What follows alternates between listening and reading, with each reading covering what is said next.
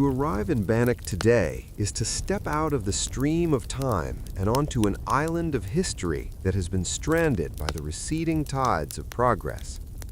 The journey begins on a modern highway where cars move at 70 miles an hour past fields of alfalfa and cattle.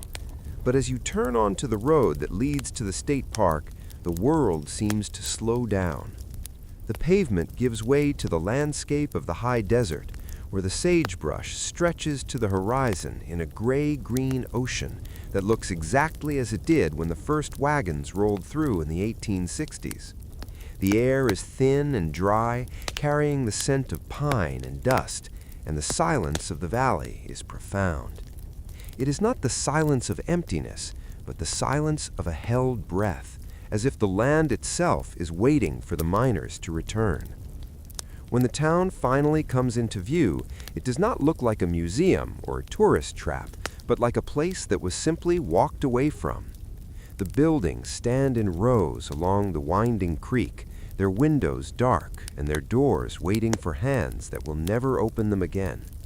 This is Bannack in the present day, a ghost town frozen in time, preserved not by magic, but by the dedicated efforts of those who understand that history is fragile. The philosophy that governs Bannack State Park is known as arrested decay. It is a concept that strikes a delicate balance between restoration and ruin. The goal is not to make the town look new again, because to do so would be to erase the very story it has to tell.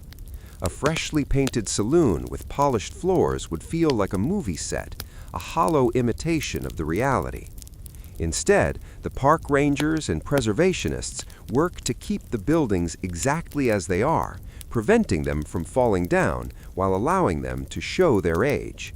They stabilize the foundations, and they patch the roofs, and they reinforce the walls, but they leave the weathered wood and the peeling wallpaper and the rusted nails. The result is a haunting authenticity. When you walk down the boardwalks of Bannack, you are seeing the town as the years have made it. You are seeing the scars of the fires and the floods and the relentless Montana winters. You are seeing the history of the town written in the very texture of the structures. The main street is the spine of the town, a dusty thoroughfare that curves gently along the banks of Grasshopper Creek. To walk down this street is to walk through a canyon of memories. The buildings loom on either side, their false fronts reaching up to the sky in a gesture of optimism that now seems poignant. The Hotel Mead stands at the end of the street like a brick sentinel, its grandeur undiminished by the years. The Masonic Temple, which also served as the schoolhouse, sits with its white siding gleaming in the sun, a symbol of the dual nature of the town, where secret societies and education coexisted. The darker structures, like the log cabins of the miners, hunker down in the grass, returning slowly to the earth from which they came. Each building has a personality and a presence. You can stand on the porch of Skinner's Saloon and look out at the empty street, and it takes very little imagination to fill the space with the sounds of the past. You can almost hear the creak of the freight wagons and the shouting of the teamsters and the music drifting from the open doors. One of the most powerful experiences in Bannack today is the simple act of looking through a window. Because the buildings are preserved in a state of arrested decay, many of them are empty, save for the dust and the debris of the past. But when you cup your hands against the glass and peer into the dim interior, you are looking into a time capsule. You might see a cast iron stove gathering rust in the corner, or a torn curtain hanging from a rod, or a few scraps of wallpaper clinging to the lath. In the schoolhouse, the desks are still arranged in rows facing the blackboard, as if the children have just gone out for recess.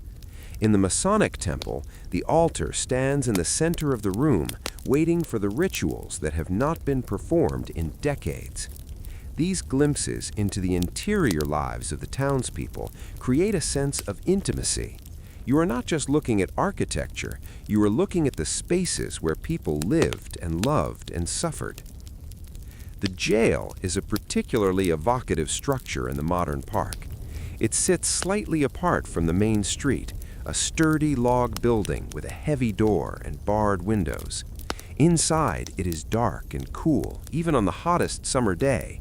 The walls are thick, and the air smells of old wood and damp earth. If you look closely at the logs, you can see the names and the dates carved by the men who were imprisoned there. Some of the carvings are deep and angry, while others are faint and scratching.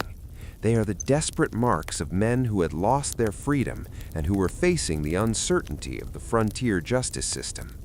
To stand inside that small cell is to feel the weight of the law and the fear of the outlaw.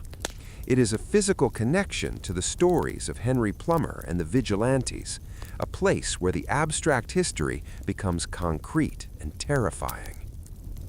The creek itself has changed since the days of the gold rush. In the 1860s, Grasshopper Creek was a scene of industrial devastation.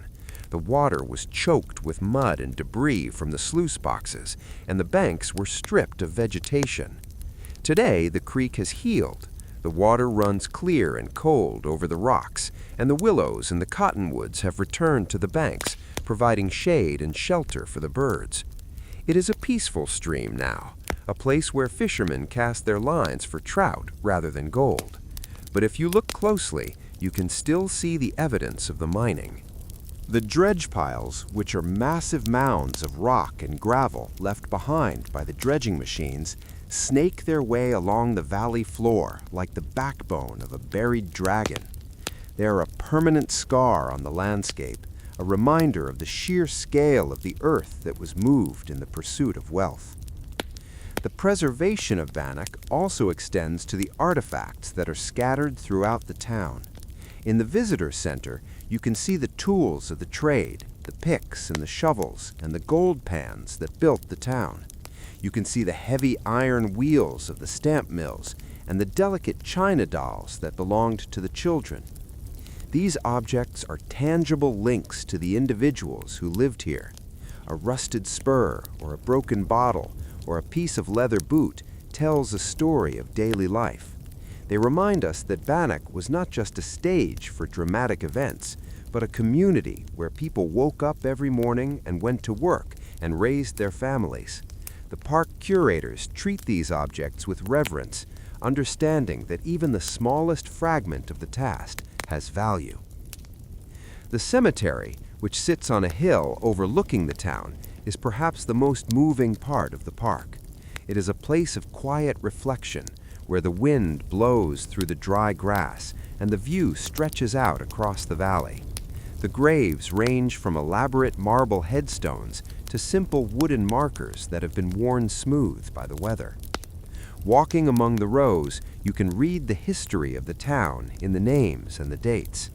You see the graves of the infants who died of disease, and the young men who died in mining accidents, and the old pioneers who lived to see the turn of the century. You see the section known as Boot Hill, where the road agents and the outlaws were buried, often without markers. The cemetery connects the visitor to the human cost of the gold rush. It strips away the romance and leaves only the reality of life and death in a harsh environment. Throughout the year, Bannack State Park hosts events that bring the town briefly back to life. The most famous of these is Bannack Days, a weekend in July when history is reenacted. Volunteers dress in period clothing and populate the buildings, demonstrating the skills of the 19th century. You can see a blacksmith hammering iron at the forge, and a schoolteacher giving lessons in the classroom, and a shootout staged on the main street. The smell of black powder smoke fills the air, and the sound of the cannon echoes off the canyon walls. For a few days, the silence is broken, and the town feels as it must have felt in its prime. It is a celebration of the heritage of Montana, a way for the modern generation to touch the past. But even during the festivities, the underlying melancholy of the ghost town remains. The reenactors eventually go home, and the tourists drive away, and the silence returns, settling back over the valley like a heavy blanket. The seasons play a dramatic role in the atmosphere of the park. In the summer, the heat can be intense, baking the wood of the buildings and bringing out the resinous scent of the pine.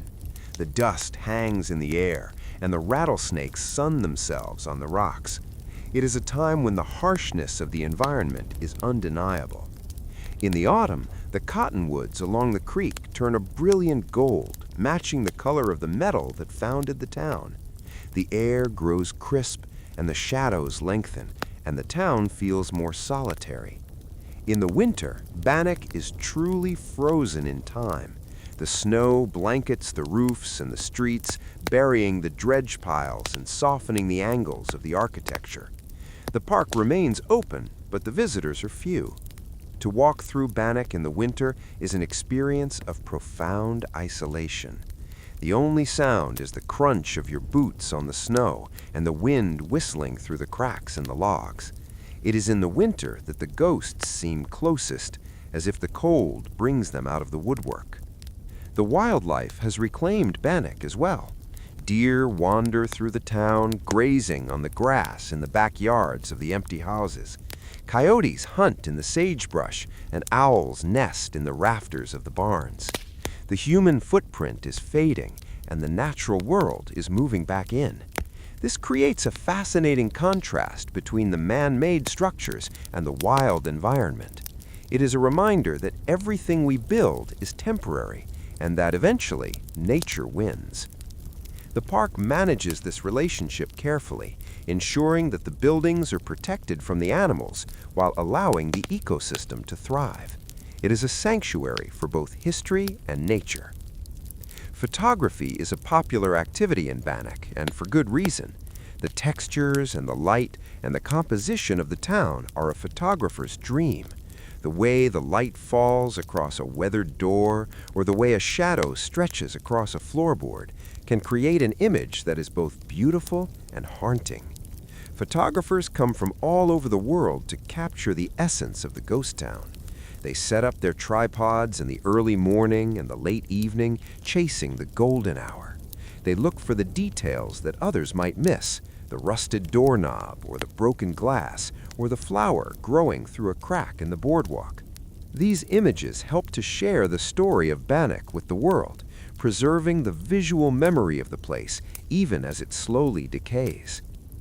For those interested in the paranormal, Bannack is a destination of great renown.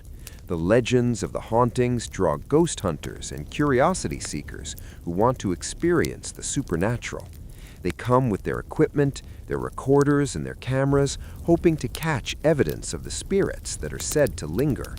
Whether one believes in ghosts or not, it is impossible to deny the atmosphere of the place. There is a weight to the air in Bannack, a feeling of being watched. It is easy to let the imagination run wild when standing in a dark hallway or looking into a shadowed room. The park acknowledges these stories without sensationalizing them, allowing visitors to draw their own conclusions. The ghosts, if they exist, are just another part of the history, another layer of the story. The preservation of Bannack is an ongoing challenge. The elements are relentless, and the funding is never enough. The park staff works tirelessly to maintain the buildings, but it is a battle against time. Every winter brings new damage, and every summer brings the risk of fire. Fire is the greatest threat to a wooden ghost town, and the park has strict regulations to prevent it. A single spark could destroy in an hour what has survived for 150 years. The fragility of the town is part of its allure. You get the sense that you are seeing something that cannot last forever, that you are witnessing a moment in a slow-motion disappearance. This adds a sense of urgency to the visit, a desire to memorize the details before they are gone. Bannack today is more than just a collection of old buildings. It is a monument to the American West. It represents the ambition and the courage and the folly of the pioneers. It tells the story of the gold rush, not as a myth, but as a reality. It shows us the cost of progress and the inevitability of change. When you leave Bannack and drive back out onto the paved highway, you feel a sense of dislocation. The modern world feels loud and fast and superficial, compared to the quiet dignity of the ghost town. You carry the silence of Bannack with you, a reminder of the deep roots of history that lie just beneath the surface of our lives. The legacy of Bannack is secure as long as there are people who care enough to protect it. It stands as a testament to the idea that some places are too important to be forgotten. It is a place where the past is not a foreign country, but a physical landscape that can be explored. It is a place where the dead speak to the living through the creak of a floorboard and the rustle of the wind. Bannack is a ghost town frozen in time, but it is also very much alive in the imagination of everyone who visits. It is a shadow on the map that casts a long light on the history of Montana and the West. As the sun sets over the Pioneer Mountains, casting long purple shadows across the valley, the town of Bannack settles in for another night. The tourists are gone, and the gates are closed.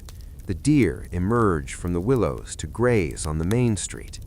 The wind picks up, rattling the windows of the Hotel Mead. In the darkness, the town belongs once again to the memories. The silence is absolute and complete. It is the silence of a story that has been told and told again, and yet still has the power to captivate. It is the silence of Bannack, the ghost town that refuses to die.